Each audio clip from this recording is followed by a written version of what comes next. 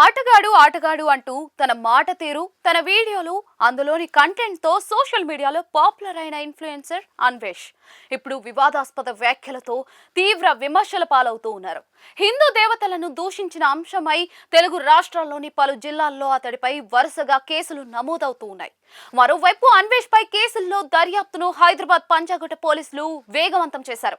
అతడి అభ్యంతకర అనుచిత వ్యాఖ్యల తాలూకా వీడియోలను ఆశాంతం పరిశీలించే పనిలో పడ్డారు. అతడి సోషల్ మీడియా ఖాతాలపైన కూడా ఆరా తీస్తూ ఉన్నారు.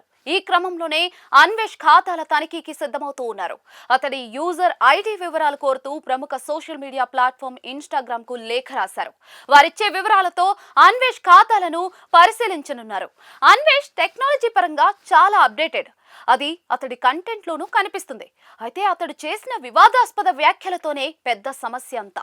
దానికి క్షమాపణలు చెప్పాడా లేదా అన్నది పక్కన పెడితే కేసుల నమోదుతో పీకల దాకా కష్టాల్లో కూరుకున్నట్లే.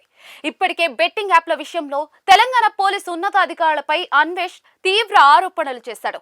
కొన్ని నెలల కిందట జరిగిన ఈ ఉదంతంతోనే అన్వేష్ ఇమేజ్ డ్యామేజ్ కావడం మొదలైంది. తాజాగా హిందూ దేవతల మీద వివాదాస్పద వ్యాఖ్యలతో తనకు మరింత చెడ్డ పేరు వచ్చింది. ఇక్కడ అన్వేష్ కు కీలకం ఏంటంటే అతడు క్రిమినల్ సైబర్ నేరాలకు పాల్పడకపోవడం.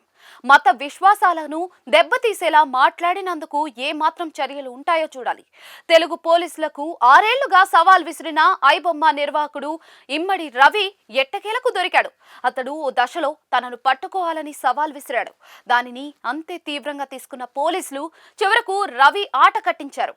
అప్పటికి ఇమ్మడి రవి ఎక్కువగా విదేశాలకు తిరుగుతూ విదేశీ పౌరసత్వం కూడా కలిగి ఉన్నాడు. చివరకు పోలీసుల నిఘా ఫలించి వారికి చిక్కాడనమాట.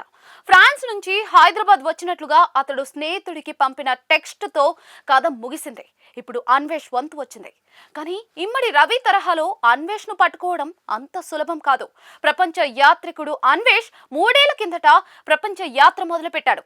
ఇప్పటికే 130 దేశాలు తిరిగిన అన్వేష్ ప్రపంచ యాత్ర అంటే మరో 60కి పైగా దేశాలను చుట్టి రావాల్సిందే. అలా తిరుగుతూ ప్రస్తుతం మలేషియాలో ఉన్నాడు. కొత్త సంవత్సరాన్ని అక్కడే జరుపుకున్నాడు. దీనికి ముందు థాయిలాండ్ లో ఉన్నాడు. అక్కడికే తన తల్లిదండ్రులు తమ్ముణ్ణి పిలిపించుకున్నాడు. అంటే భారత్ కు వచ్చే ఉద్దేశంలో అతడు లేడన్నమాట. మరి అన్వేష్ ను రప్పించాలంటే పోలీసులు ప్రత్యేక చర్యలు తీసుకోవాల్సిందే. అతడి పాస్పోర్ట్ పై బ్యాన్ విధించాలి. లుక్అవుట్ నోటీసులు జారీ చేయడం వంటి చర్యలు చేపడితే కానీ అన్వేష్ ను రప్పించే ఛాన్స్ అయితే ఉండదు.